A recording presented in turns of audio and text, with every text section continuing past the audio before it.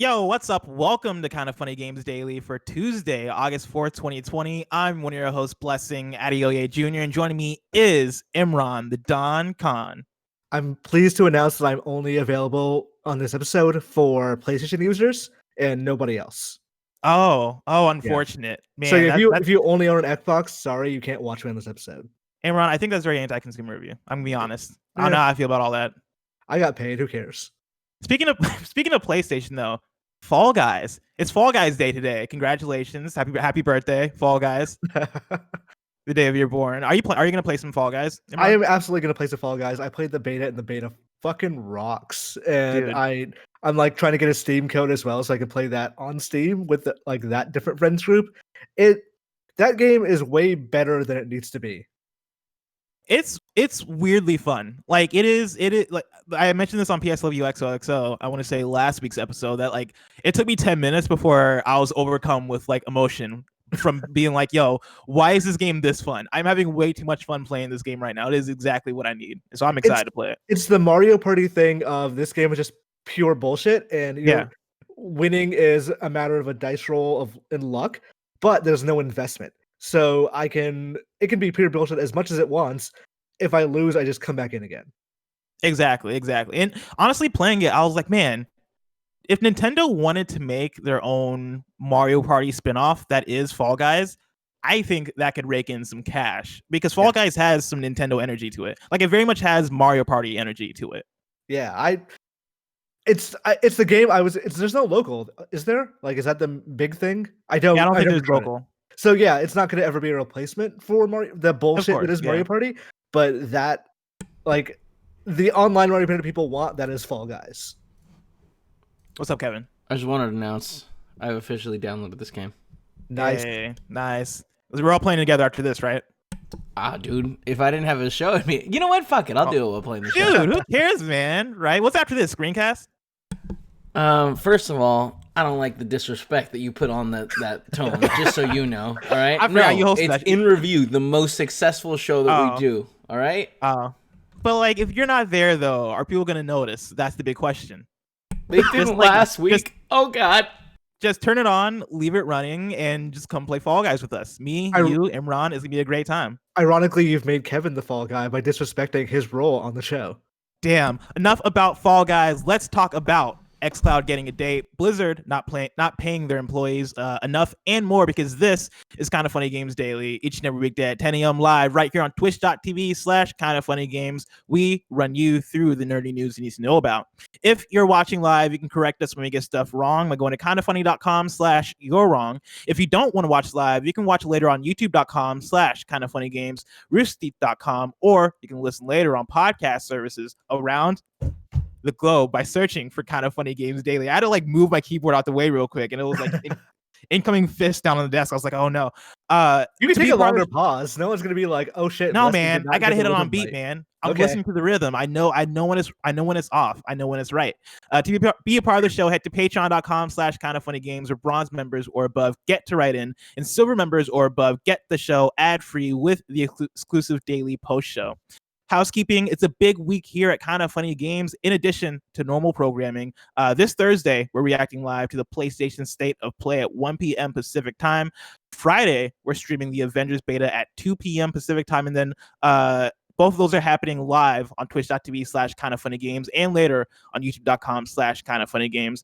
Thank you to our Patreon producers, Mohammed and Blackjack. Today, we're brought to you by Hims, but I'll tell you about that later. For now, let's begin with what is and forever will be the Roper Report.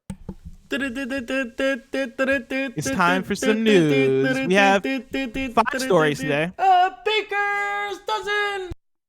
Starting with our number one, xCloud is coming to Xbox Game Pass Ulltimate on September 15th. This is from an Xbox press release. Cloud gaming as part of Xbox Game Pass is the next major step in our ongoing vision to put you at the center of the experience, to give you more value from your games and membership, and to remove the barriers from play. Last month, we laid out our commitment to you and announced cloud gaming powered by Project xCloud will be part of Xbox Game Pass Ulltimate at no additional cost. Today, we're excited to share more about what you can expect. Beginning September 15th, Xbox Game Pass Ulltimate members can play more than 100 games from the cloud on their Android phone or tablet. Cloud gaming will launch in beta for Xbox Game Pass Ultimate members in 22 markets to ensure stability as we scale the feature to millions of gamers. When cloud gaming launches as part of the Xbox Game Pass Ultimate, players will have access to more than 100 high-quality games playable from the cloud, including Minecraft Dungeons, Destiny 2, Tell Me Why, Gears 5, Yakuza Kiwami 2, and more. And as we've committed to providing day one access to new titles from Xbox Game Studios as part of Xbox Game Pass, it's our intent to make those same games available in the cloud from the day they release. We'll have more to share about the full catalog of games as we approach launch. This is very exciting stuff. Imran, what's your take on this? So my initial take is it's weird that it's only limited to Android phones and tablets. Mm-hmm. And like I say that as somebody with an iPhone, of like, okay, I understand why they're not playing ball with Apple right now, but that is a big mistake to make to launch this without having that full rollout available. And like Imran, also computers, and that's like PCs and browsers and all that stuff should be part of this too. To interrupt you, this exact point was brought up by Wit, who wrote into patreon.com/kindoffunnygames and says, so Xbox announced more details on xCloud, and my biggest fear came true. Apple isn't playing ball. During the xCloud beta on iOS, the only game people could play was the Master Chief Collection, and people who chose to participate in the iOS beta were uniquely prohibited from streaming on any other device, including their Xbox. I understand the argument about competing digital marketplaces, but as someone who has no Android devices, PC, or Xbox, I have no possible way to subscribe to Xbox Game Pass. Will Apple ever come around on xCloud? And if so, when? With Xbox's Play Anywhere mentality, will they sacrifice more in order to get xCloud on iOS devices? Stay safe and healthy, Wit.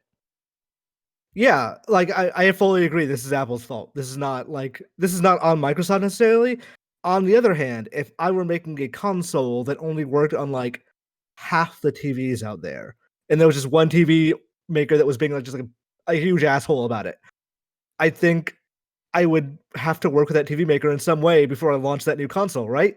Because there's just no way hitting only half the market is not going to ensure long-term success. And that's one of the things that became a problem with Stadia, is that they weren't hitting the iOS market because they couldn't, because Apple wasn't letting them.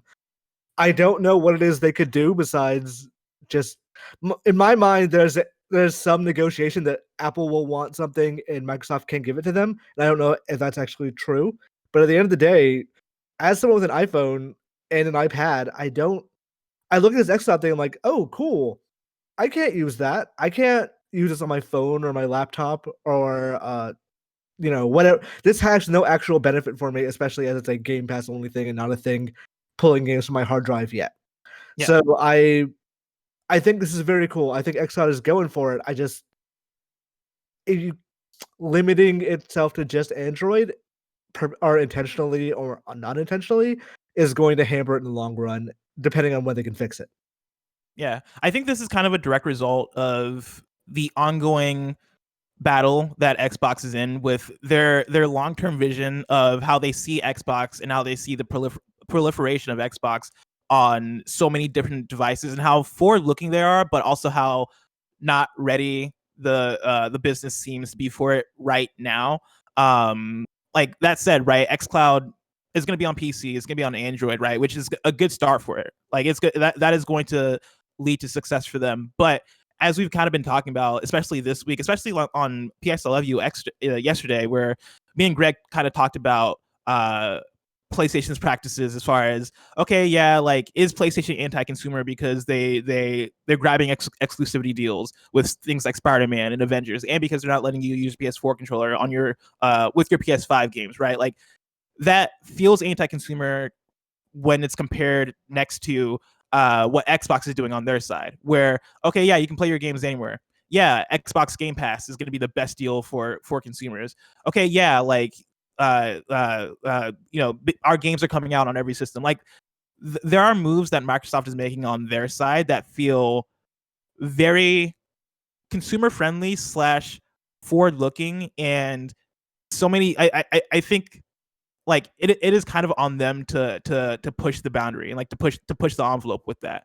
Mm-hmm. And so, yeah, when you look at Xbox Game Pass and you look at what it entails, and you look at what it is, right? I kind of get why Apple on their side would be like, no, fuck that. You're our direct competitor, you know, in the PC space, and like we want people to buy games on the Apple Marketplace, right? We don't want to lose customers to Game Pass or to xCloud on our device, and so like, yeah, like I feel like where this is kind of gonna go is that progressing conversation of like, you look at what happened with crossplay a few years ago, and you look at the big ripple that happened when Fortnite came to Switch, and we got that trailer with the red and the green, and it was, hey, you can play Fortnite on Switch with people with Xbox, with people on PC, but you can't play the PlayStation though. They didn't say that, but that was kind of the implication there. Right. That then causes the envelope to be pushed in a way where PlayStation kind of has to give up that ground because it's bad marketing, right? It's bad PR. For on the Apple side of things, Apple is kind of Apple is a bigger company. Apple isn't going to be pressured in that sort of way, but like a year down the line, a few years down the line, who knows where that conversation goes. I could see a future where we see xCloud on Apple. So here's my argument. My argument is that this is not a new policy from Apple. Everyone has known they've been like intransigent about these sort of things. They blocked Steam Link streaming. They blocked Stadia because the Stadia app just lets you buy games. You can actually play games on it. Mm-hmm. Microsoft should have probably come out from the beginning and applied public pressure to Apple, saying, hey, we want to put it on iOS devices, just we can't because there's this policy. And I think that if it didn't work, it would have at least given them the moral out to say, yeah, we're trying. It's just not working. Yeah. I also expect that they knew the entire lead up to this that it wasn't going to be on iOS devices.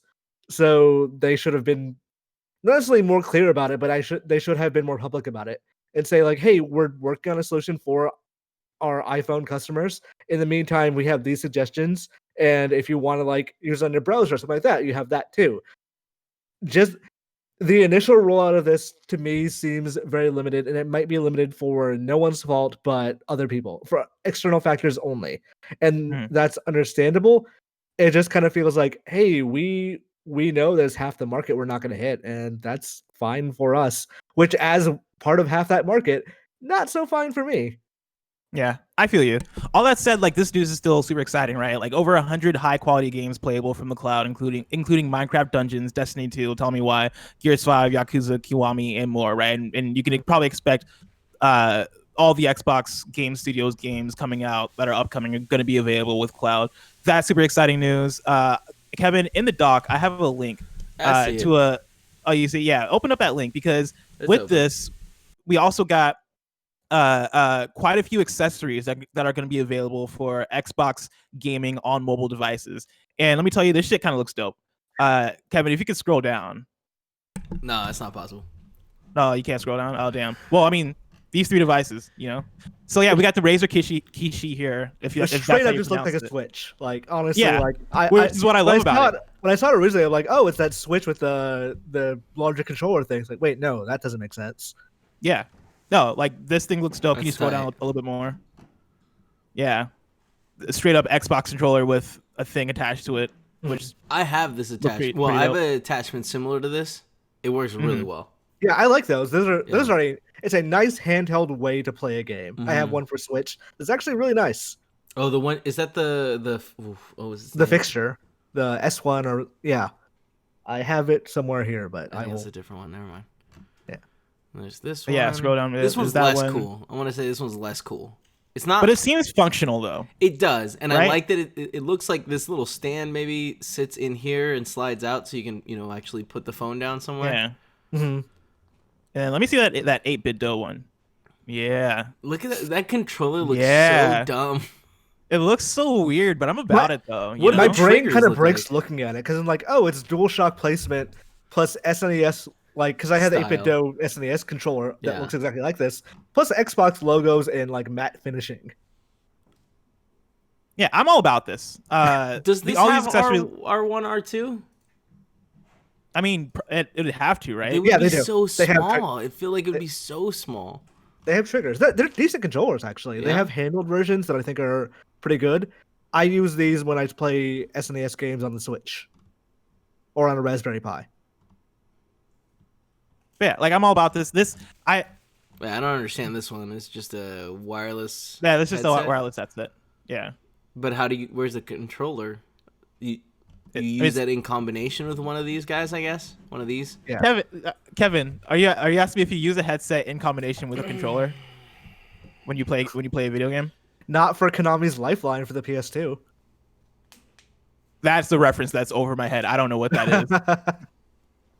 But yeah, I think this kind of leads me to the question of where does Stadia go from here? Because at this point, I don't know and we've talked about this before, especially coming out of the last Stadia Connect. What's the selling point on Stadia at this point? Right now, the selling point for Stadia is it's a la carte. So you don't have to be subscribed to a service to technically get the games. You could just buy whatever. You could buy Cyberpunk and just use it, and that's it. You don't have to be part of Game Pass, and Cyberpunk may never come to Game Pass to actually be, in this ecosystem. In the future, it's going to be a harder discussion, especially depending on where xCloud goes. Like if xCloud does end up doing that, and they honestly might, like they have local Xbox Ones that you can play Cyberpunk on if you just own the license of the game. That's, I think, a more interesting term for that service. That also puts Stadia in a much bigger problem. But right now, Stadia still has that corner to themselves.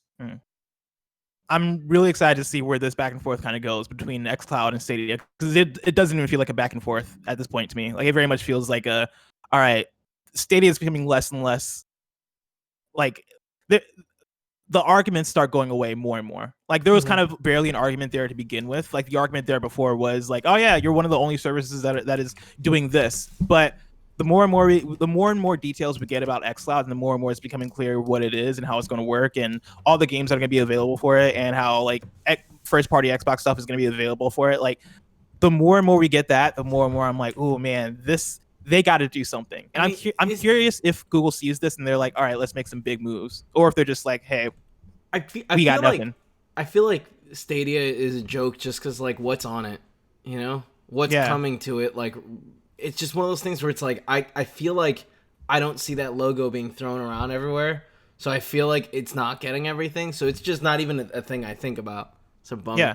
I was thinking yesterday because the Avengers announcement that was the first third-party game announced for Stadia, and now it's now the lesser version, so they must be pissed. They have to be like really legitimately mad that the main reason to go to Stadia is now like significantly lesser because it doesn't have Spider-Man. And Ron, speaking of reasons to get mad, story number 2, Blizzard employees have begun sharing their salaries, and folks are not happy. This is Matthew Handrahan at gamesindustry.biz. Employees at Blizzard Entertainment are reportedly sharing their salaries and pay increases in an attempt to contextualize growing dissatisfaction with disparity in wages at the company. According to a report from Bloomberg, which, by the way, like, this is, I've lost count on how many weeks in a row we've gotten a big Bloomberg report before me and you do a show together on a Tuesday. Like I'm pretty sure at this point it is clockwork for Jason, where he's like every Tuesday morning I'm dropping some shit. And so shout out to Jason Schreier for keeping Tuesdays active on the show. According to a report from Bloomberg, Blizzard's employees have created a document to which anyone can add their salary level and any recent change in pay. The document exists due to what employees saw as the lackluster response to an internal survey conducted by Blizzard in 2019, which allegedly revealed that more than half of the company's staff were unhappy with their salary. Blizzard's subsequent plan to ensure fairer pay was put in place last month, but, quote, it led to an outcry on the company's internal Slack messaging boards, end quote. Quote, our goal has always been to ensure we compensate our employees fairly and competitively, said Activision Blizzard's Jessica Taylor in a statement. Quote, we are constantly reviewing compensation philosophies to better recognize the talent of our highest performers and keep us competitive in the industry, all with the aim of rewarding and investing more in the top employees, end quote. Bloomberg's report includes details from numerous sources, including the pay document itself, Slack messages, and other internal documents. They describe a company in which roles like video game tester and customer service representative receive, quote, minimum wage or close to it, end quote. The report also alleges that layoffs in February 2019 left remaining staff with additional responsibilities, but they were not compensated with additional pay. Blizzard Entertainment is part of Activision Blizzard, which has been the subject of criticism for its enrichment of CEO Bobby Kotick, among other executives. In response, the company pointed out that in Kotick's 30 years as CEO, its share value has increased from $10 million to more than $50 billion. However, when we spoke to CTW, the organization leading the call for change, it suggested that Kotick's compensation structure is designed so he can receive 5 annual. Did we lose Bless? It seems like he was frozen just in time. 5 annual. Bobby Kotick has gotten his revenge. All right. Yeah. I mean, I can go ahead and read this, but I wouldn't be reading it to anybody except for the I'd be listening. chat. Yeah, I can. You want to talk, Kevin? Sure. You want to be my co-host? All right. Hold on. Let's see. Oh, there I am. I can make myself bigger. See, now I have to turn on watch stream so you can actually see you. Oh, you don't have the watch screen always on? I usually don't because I'm not hosting, so I don't need to worry about the queues for all that. But what if he's showing you stuff? I turned it on for that Xbox thing, so we can look at the controllers together. But usually it's a processor hog I don't really want to worry about. So Greg says he can be on the show because I guess he's not on enough content today. I'm sorry, Greg. I did not mean that. I don't know what came up with So what you're suggesting is that Greg froze Blessing so that he could get into the show. Which is weird because I'm not getting any message from Blessing. I like to think that he's still doing the show right now. He might have been BS, that happened to me last week, wasn't it? I BSOD'd and then I just could not contact you until I realized, oh shit, I have Slack on my phone. And I don't think it got through anyway. Yeah. That was cool. I liked that you were smart enough to put those pieces together. What do you think, Imran? You want Bless? Or I'm sorry, you want Greg? Yeah, let's get Greg in. All right, let's add Greg.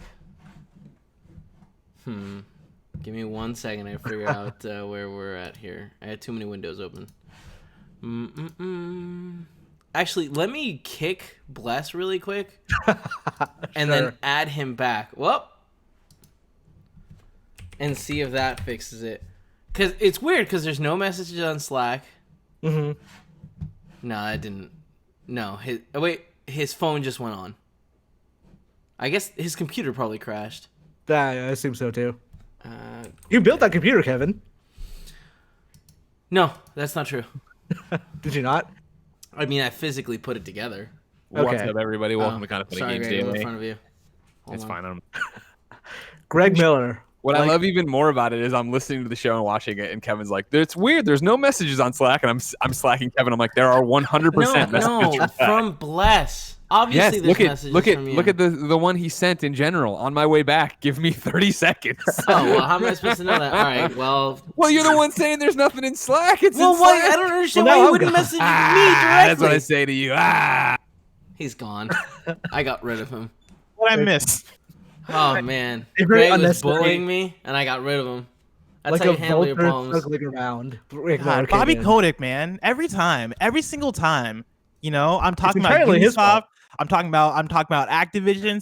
Someone comes through and they cut me off and they disconnect my internet. What's up? In the future, don't hit up General because I never see General. Just hit up me directly on Slack when I'm running a show. Thanks. Gotcha. I'll do that. I just want everybody to feel safe. I want everybody to be informed that I'm not kidnapped. Whenever I freeze like that. But to pick up, I'm going to pick up from however in the article.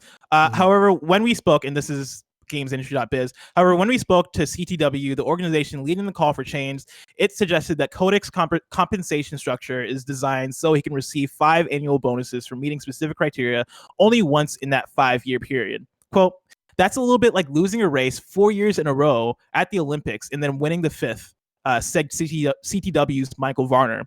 Instead of being awarded a gold medal for the 5th year, you get 5, 1 for that year and 4 for the 4 races you lost.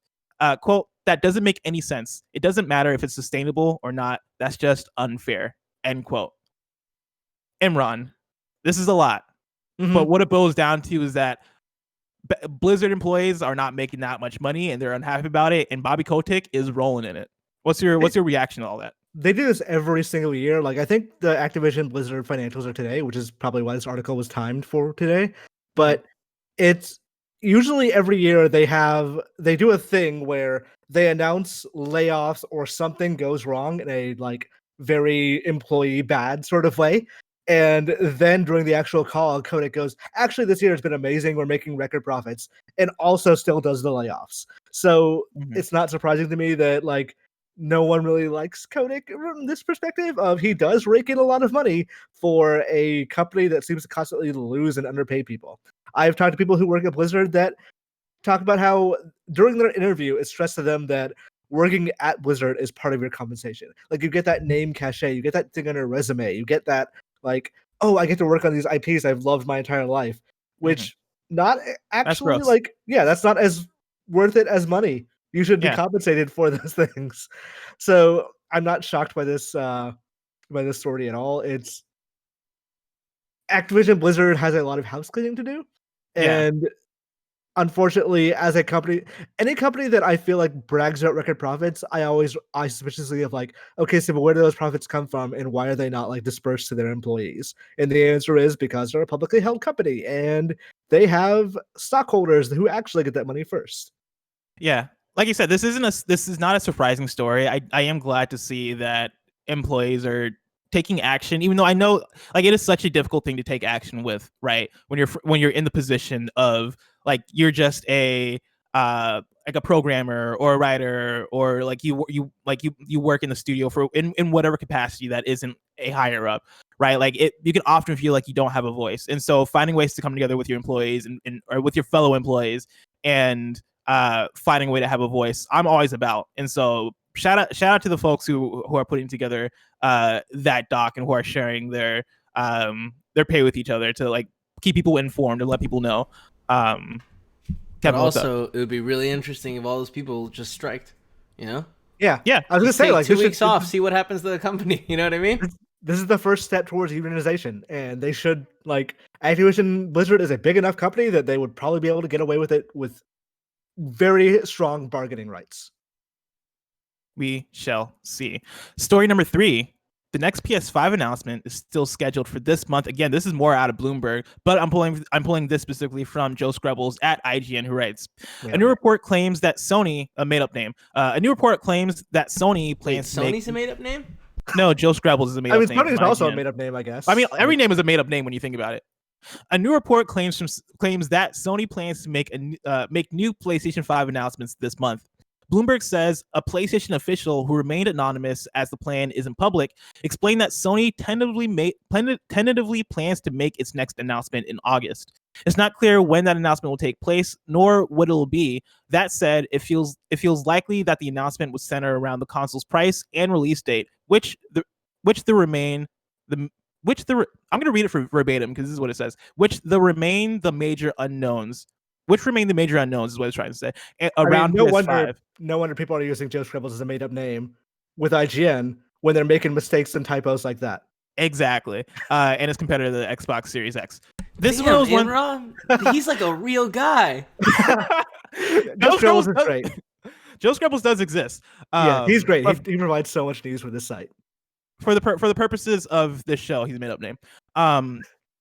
This is something that's like this is known, right? Like this is something we've assumed, and I think with that state of play that was announced yesterday, right, that doesn't have any PS5 news associated with it. I think that's one of those things where it keeps us. Well, Imran, you got to.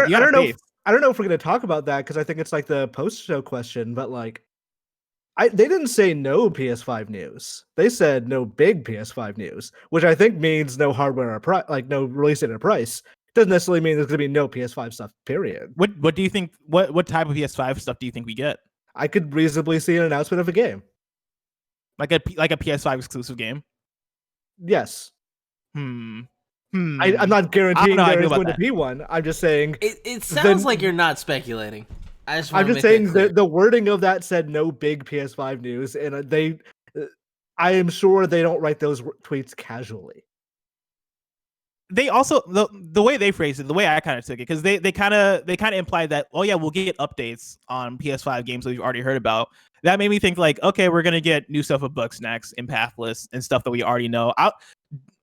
When you say new PS5 game, what caliber are you talking about? Like, we're not gonna get Silent Hills.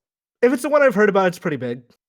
Interesting. But granted, who knows? Okay. Like the fact that we're talking about a tentative possible release date this month might indicate that all of this stuff is just totally in the air. So who knows? Do you think we actually get the PS5 event this month? I think if Microsoft launches shows their stuff or shows their hand for at least the Series X. Who knows if they could show Lockhart and Series X separately. But if they show the Series X stuff this month, then I think Sony will launch their stuff. How long do you think this game of chicken can last? Because it's felt like, oh yeah, they're each of them are waiting for the other guy to go first, right? Each of them are waiting for the other guy to announce the price so they can react or so that they can have the second word, right? How long can this last? Because these consoles are coming up soon, and it's August. Mm-hmm. I feel like they can't go through September without announcing pre-orders. I expect, honestly, pre-orders will probably come sooner rather than later, and then full, like, bigger, more firm announcement on, like, actual day this is coming out might come after that.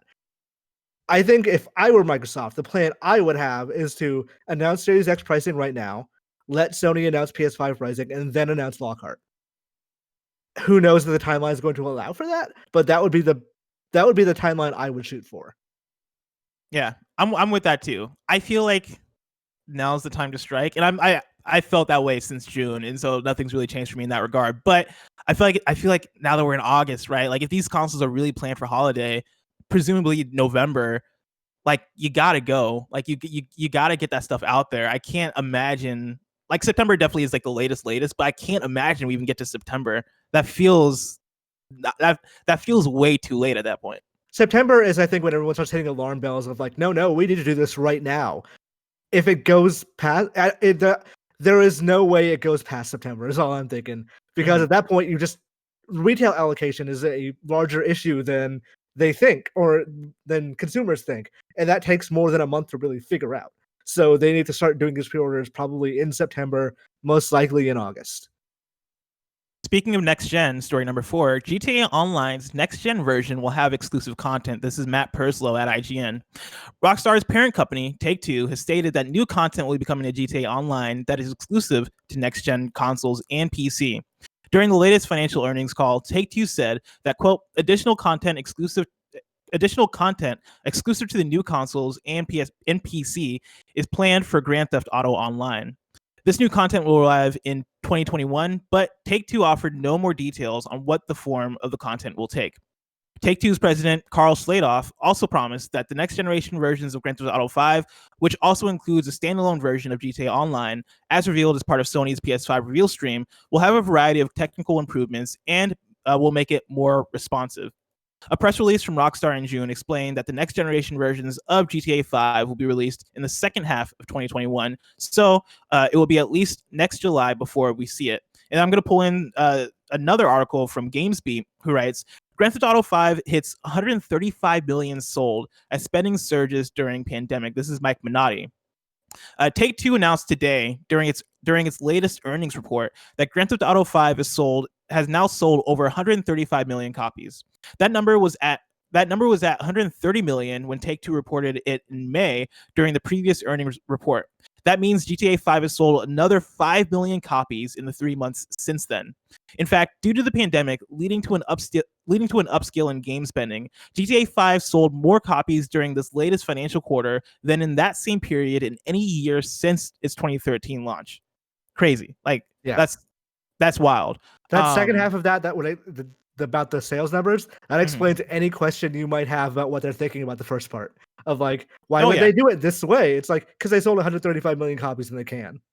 Oh yeah, that's why earlier this year I made the prediction that we're gonna see a next gen version of GTA 5, and I even added with like I wouldn't be surprised to see single player DLC. I'm still at the point where I'm starting to give up hope that we see single player DLC included with a next gen version, but I'm still in mind that it's not impossible. Like if we saw it, I wouldn't be surprised. I mean, it's coming out in a year, and it's got to be like there has to be some reason for that. And I guess I kind of answered my own question. It's because they sold 135 million copies and they can. Yeah. But yeah, the fact that it's not a launch title is hilarious because they know it doesn't have to be, and it's almost refreshing to see that level of fuck it, who cares, from a company who knows they're just going to sell out everything anyway. Yeah, the fact that this game sold 5 million in the last quarter, that is more than like whole game releases, right? Yeah. And they're doing that in the last quarter. I'm curious on what type of standalone content is going to be for next gen, but that's me as a person who likes playing GTA Online. When they say that it's going to be more responsive, that makes me think that they're going to fix the damn loading screens in online, because that has plagued the game since launch. Yeah. I can't stand how long it takes to load into anything in that game, and so that makes me excited if that is what they're talking about here. It can't be like that substantial. Like, it can't be like actual new content because it's all crossplay, right? Or not crossplay, cross-generational. So PS4 should be able to still play with PS5. I mean, you'd imagine so, yeah. Like, because they're not going to have an entirely new ecosystem just for PS5, I don't think. If they are, then they could go crazy and just do whatever. But I assume that those two are still able to play together. I mean, you would imagine so. It didn't work that way for PS3 to PS4, and so maybe they just go with what worked for them already. But I feel like right now we're at a place where if they don't do that, then people start to question, like, why not? We know that we know that based on what other companies do and how other companies have operated in regards to this, we know that's a possibility. We know it's not impossible to do that, and people would probably love that as a feature, and so why not? So I expect it. What are your expectations for upgrades to next generation? So, like, let's say there's 3 different tiers of this. There's, it just gets a patch and it's upgraded. It just you have to buy a new copy, or it's like listed as like a Game of the Year remastered edition kind of thing. Like, what are your expectations for like how different those are? I mean, I feel like it comes down to how companies want to make money, right? It comes down to, do we want to be able to sell this thing at $60? How do we justify that? 70. Or I mean, $70 in some cases, or maybe in most cases, we'll see.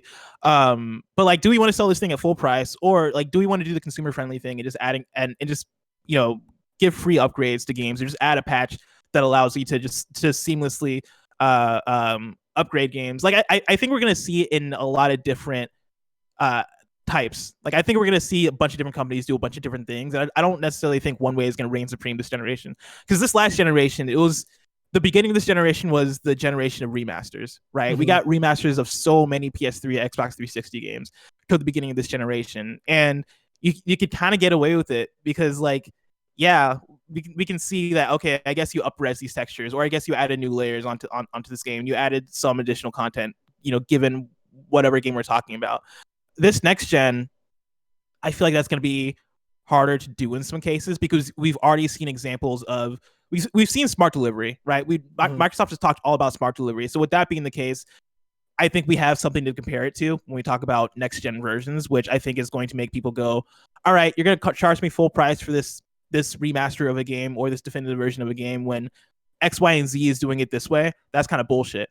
That said, I don't think that's going to stop people. I don't think that's stopping anybody. You know, like, Capcom makes a lot of money just on remasters, so I'm sure like the idea of, let's say they release, I'm trying to think of an original Capcom title. Let's say they release a Monster Hunter World remaster for next generation, but they sell it as a thing. People are going to be pissed of like, why are you doing that? Why don't you just update the PS4 version I already have?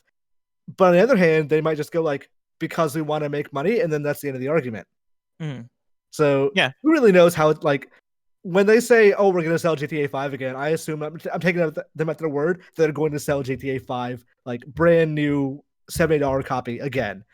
But but I don't think they can do that without adding in additional content, because the GTA Online is free to play, which makes me go, what is the value in buying GTA 5 again for just the single player? Because it's not like, as a game as a service, they could just keep going and just be like, hey, we're selling new copies. Unless Sony specifically stops them, they could do whatever they want. And I don't think Sony's going to stop them, because it launched the PS5 reveal period with PS4 footage, and it's the one of the best-selling games of all time. So I think Rockstar can write their check however much they want to do it. One of the reasons it's one of the best-selling games of all time, though, is because of GTA Online, right? Like, that thing does so much for them. And so if you're going to box a copy of GTA 5 for PS5 and, let's say, Xbox Series X, I mean, either that thing is going to be, I think, $30, or that thing is going to be discounted in some way, or there's something substantial that's going to be included with it. Because like GTA Online at this point, I would say is half the game. If not, I mean, I would even say it's most of the game at this point. But for the intents purposes of this conversation, let's just say it's half the game, and that feels like such a weird thing. You know, if we saw it on shelves for $70, it's like, wait, I bought the other version with more content for $60. What's going on here? I feel like that doesn't make sense. It's only weird until they do it and it works. That's the thing. Like I fully expect, like I said, every question that we have to be answered about GTA 5 is answered by the fact that it sold 135 million copies. And the fact that they know, let's say 10% of them, 13.5 million people, are hella addicted to GTA 5 Online. Just selling that again and getting those 5 million people to want to go on to the new generation to play it is a boon for them that they're not going to let go. Now that we're talking about this, I am very curious on what the audience thinks about this, and I might like hit up Barrett to make a tweet, like make a poll on Twitter to see like, hey, do you think GTA 5 next gen is going to cost full price? Because I feel like if I ask people right now, I don't think people would expect that. Like, it's not really a thing I thought about when we saw the reveal, right? Like, mainly I was excited that, okay, cool, GTA Online's gonna be free to play. Cool, I can get $1 million each month by logging into GTA 5 on PS4. Sweet, I'll do that. But yeah, like they've not really set good expectations so far of what that next game is gonna be, or not even the next game, what GTA 5 is gonna be on next gen, GTA 5 proper. Yeah. Very curious. Maybe look out for a poll. Like, I'm sure that Final Fantasy 7 is gonna come to PS5. Like, I'm nearly positive about that, and I'm willing to bet money they're going to try and resell it again. So someone's gonna have to take an initial hit, and if it's GTA, then they're just gonna be like, all right, we're gonna do it because GTA makes money. And then once more and more companies start doing that, it's gonna normalize. I think smart delivery is a good idea, but I think smart delivery without a mandate is going to be a very hard thing to enforce. Let's get into our last news story of the day. Story number 5. Another one bites the dust at Ubisoft. This is from Fraser Brown at PCGamer. Tommy Francois, Ubisoft's vice president of editorial and creative services, and one of several employees accused of harassment and abuse, has left the publisher. Business Insider read an email from CEO Yves Guillemot informing staff that Francois had left Ubisoft after being on administrative leave for a month, which Ubisoft has since confirmed. The email didn't go into any detail, and Ubisoft has not provided any more information about his exit. However, according to Business Insider, quote, sources with knowledge of the matter claim that Tommy Francois was fired following an investigation. While Ubisoft has confirmed that Francois is no longer with the company, the nature of his departure has not been stated by the company. So this is another one, right? Like Tuesdays, me and you, when we're on the show, every time another Ubisoft employee bites the dust. This time, Tommy Francois. And so, good. Au revoir is what I got to say. I honestly, like, I keep seeing this like list of falling dominoes. And one, good on Ubisoft for continuing just past those initial names. Two, it doesn't matter. Like, it matters a great deal, but Yves Guillemot has to reckon with this at some point. And his like comments on the financial call last week of, I'm always standing for my principles and doing the right thing, ring hollow, because either one, he was completely unaware of this and is a terrible CEO, or two, he knew about all of this and didn't do anything because those are higher up people in his company. He didn't want to risk rocking the golden goose too much. So either way, he probably needs to step down, and I'm gonna guess he probably steps down in a way that like he still makes all the decisions because the Guillemot family owns all of Ubisoft, regardless of whether he's CEO or not. But that would be the thing for me where I don't think he's going to step down. Like, I don't think it's going to happen, mainly because, the Guillemot family, like, runs it, right? Like, he has too much power there for him to actually step down, I think. To be clear, when I say he steps down, I mean he puts the word CEO on somebody else's title, but still makes every decision. But he's still like a board member or whatever. Yes. I don't think he's going to go further than that, but like, there are very rare situations where the rot is not going all the way to the top. I don't think Ubisoft is one of them. Interesting. Imran, I'm very curious to see how the dominoes continue to fall for Ubisoft and where this company ends up. But that is probably so far away, I guess. If I want to know what's coming out to mom and pop shops today, where would I look? The official list of upcoming software across each and every platform is listed by the Kind of Funny Games Daily Show host each and every weekday. Yeah. Out today. We got Pixelbot Extreme for PS4, Fall Guys Ultimate Knockout for PC and PS4, Relicta for Xbox One, PC, and PS4, Scully for Xbox One, PC, Switch, and PS4, Wizards Wand of Epicosity for Xbox One, and Hellbound for PC. New dates for you. Pacer is coming to PS4, Xbox One, and Steam on September 17th. Brunch Club arrives on Xbox One and PS4 on August 11th, and then Hitman 2, Greenfall, and Dead Cells join PS Now in August. Now it's time for Reader Mail. You can write into patreon.com/kindoffunnygames, where you can get the show ad-free. And speaking of ads, this episode of Kind of Funny Games Daily is brought to you by Hims. ForHims.com is all about men's wellness. Need help with hair loss, erectile dysfunction, or have a cold? Interested in mental health or COVID-19 home tests? Hims is here for you. We all have issues that we're uncomfortable with, and sometimes going to a doctor can be a challenge. Just remember, your problems are normal and treatable. We've told the story many times before. Andy and Nick wanted to get their hair situation solved. They used Hims, and now they have the best hair in the company.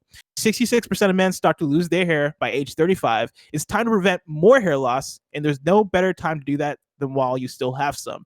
Thanks to science, hair loss can be optional. Hims connects you to FDA-approved products to help treat hair loss, and they have thousands of happy customers loving the results.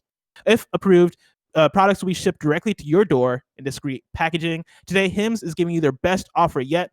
If you're not happy with your results after 90 days, Hims will give you a full refund. And right now, our listeners can get their first visit absolutely free. Go to forhims.com/gamesdaily. That's forhims.com/gamesdaily. Full refund of price is available for the first 90-day supply. Refund requests must be made between 90 and 180 days after product shipment delivered. Prescription products require an online consultation with a medical professional who will determine if a prescription is appropriate. Restrictions apply. See website for full details and important safety information. Again, that's forhims.com/gamesdaily. Imran. Mm-hmm.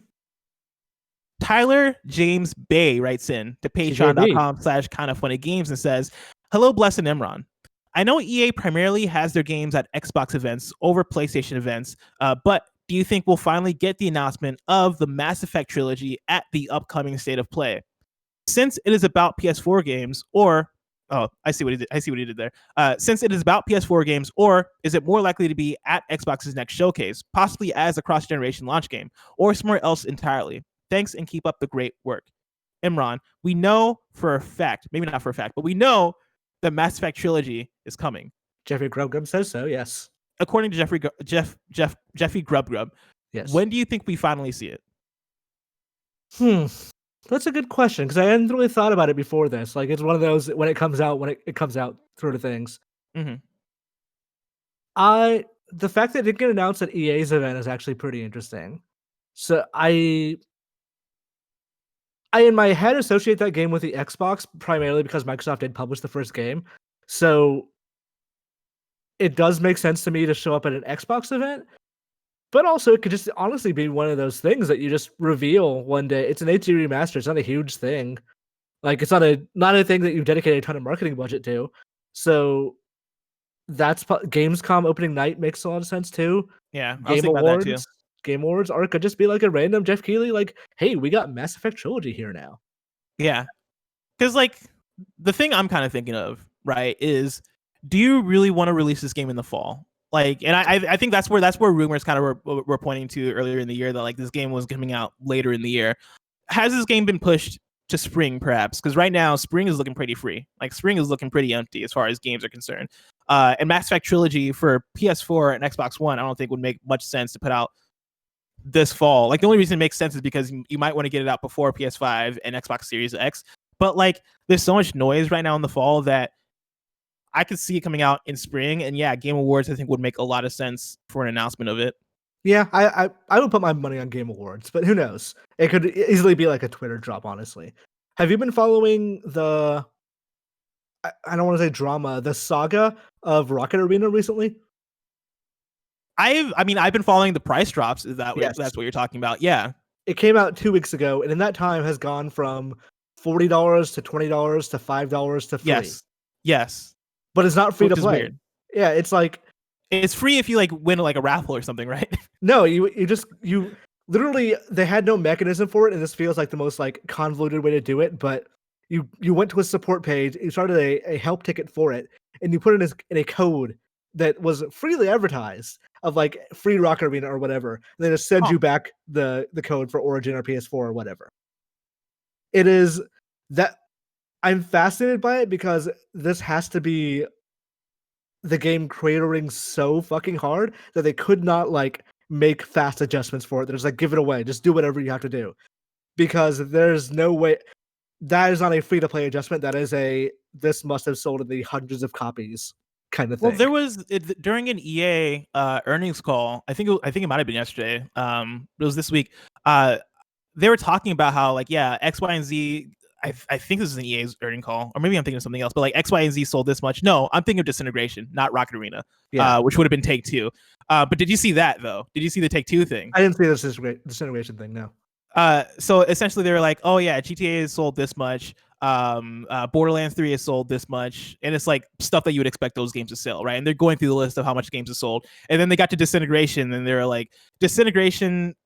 I forget the exact wording, but it was something along the lines of like Disintegration didn't live up to expectations, or something along those lines, which like isn't surprising to me, given like the release and how nobody really talked about it kind of afterwards. And so but to the Rocket Arena thing, I wonder what happened there, because we saw that game at EA Play.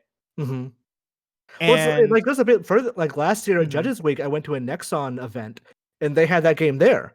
So Nexon was publishing it at one point, then clearly punted it or whatever. Then like a year later, it comes to EA Play.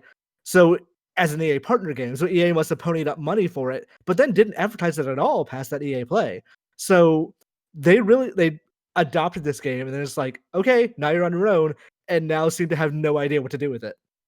Yeah, which is a bummer, right? Because like that was that one of their EA originals, or was that just like a EA partner? No, well, not partner. I think they call it EA Originals now, but like it's basically them paying completely for a game and not actually taking any profit from it. So that program might be winding down in a really weird way if they're not advertising those games at all. Coming back to the Mass Effect Trilogy thing, because like I forgot what triggered this in my mind, but Tim Geddes, right, a few weeks ago talked about, and this was actually after the Xbox Game Studios showcase thing. He talked about how all the games they showed were part of Xbox Game Pass, right? That was like the whole purpose of that showcase. Tim also mentioned that, all right, so what does that leave that wasn't shown? You know, as far as all these games are on Game Pass, what's left that Xbox has to show that wasn't shown? I could easily see that being Mass Effect Trilogy. To your point of saying like that franchise is aligned with Microsoft in some sort of way, right? With Mass Effect being exclusive. That would be cool. See some sort of event this month that would have Mass Effect. Also, I think it would behoove EA to put games like Mass Effect Trilogy on Game Pass. So that I think that would work pretty well for them. If I were Microsoft and I were relatively confident Anthem 2.0 was good, I might try to associate my brand with that game. Interesting. Because like Sony is associated with Final Fantasy 14, even though that game was also like primarily played on PC. So like you can't associate yourself with a relaunch as a good game. If Anthem is actually a good game now, then that's not? The big question. Because I feel like for Microsoft that might be somewhat of a gamble. Like to put something on Xbox Game Pass, I don't think really is a gamble, because what's there to lose just by putting something on Game Pass? But to put on Game Pass but like to put on Game Pass and to take ownership of it and like to pimp Anthem as like, hey, we're Microsoft and we back this. I think that's where risk comes in, because I don't necessarily at this point in the timeline, I don't know how much hope I have in Anthem coming back. Like I had hope maybe toward the beginning of the year. At this point, I feel like it's been too long, and I'd be shocked if Anthem 2.0 or Anthem Next or whatever it's called comes back and it's everything it needs to be in order to make that No Man's Sky kind of come back. You know, it's not going to be. I'm sure it's not going to be everything it needs to be. It should hopefully be better, and that might be enough. Like were I BioWare, what I would start doing is I would start seeding Mass Effect hints within Anthem, and then announce a new game that connects Anthem to Mass Effect. They've already kind of done that. They've done some armor in the game that is related to Mass Effect, and I believe someone has told me, someone who played the game, I should say, told me that there's some weird hints that the two universes are connected. So I feel like if you're gonna go in the BioWare universe, that's not a bad way to go. I got one more question here from Jordan Deeb, who writes into patreon.com/kindoffunnygames, just like you can, and says, "Morning, Bless, and Imran. Yesterday, Sony made it very clear that Thursday's State of Play will not include any news about the PS5 and will focus on upcoming games for the PS4 and third-party PS5 games we already saw. However, what do you think the chances are that the State of Play ends with an announcement of the date for the next PS5 event?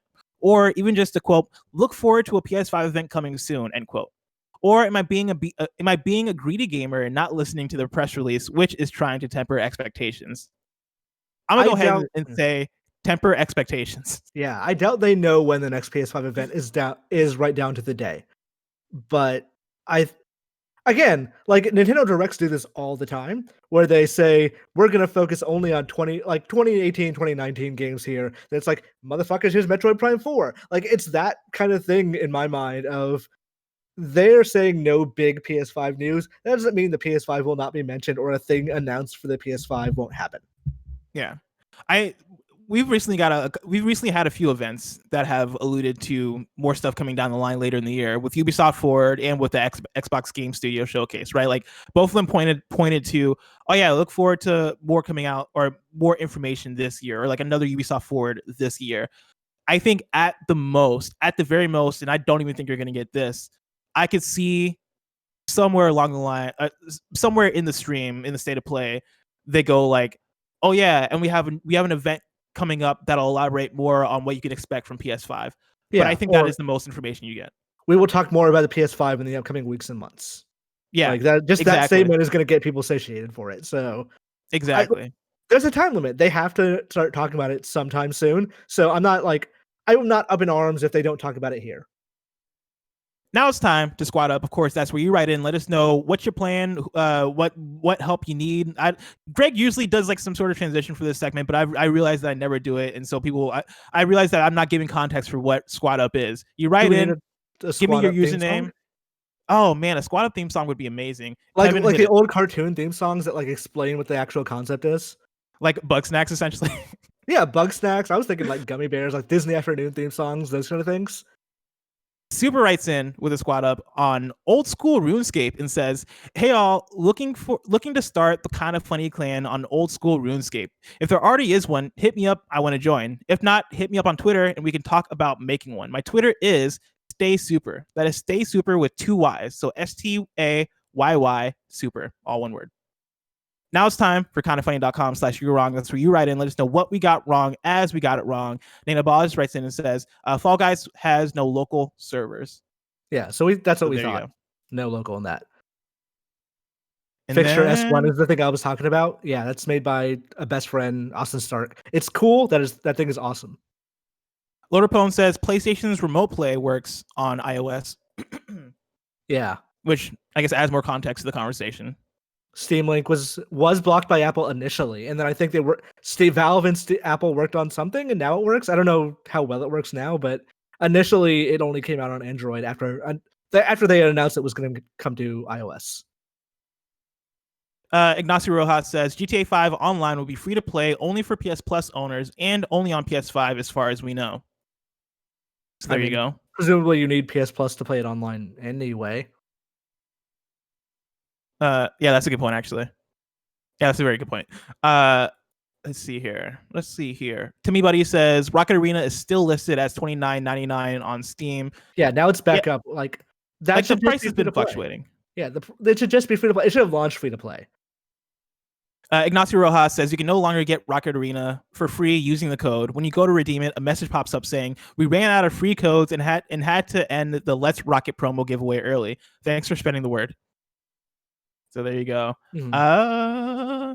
And then people are writing with some breaking news, but I'll let Gary and Greg handle that tomorrow because they are your hosts tomorrow. Greg, and Gary Whitta of Animal Talking. And of course, this has been Kind of Funny Games Daily, each and every weekday at 10 a.m. live right here on twitch.tv/kindoffunnygames. We run you through the nerdy news you need to know about. We have a Patreon post show for those that are subbed at the silver level of patreon.com/kindoffunnygames. So stick around for that. Otherwise, until next time, Game Daily.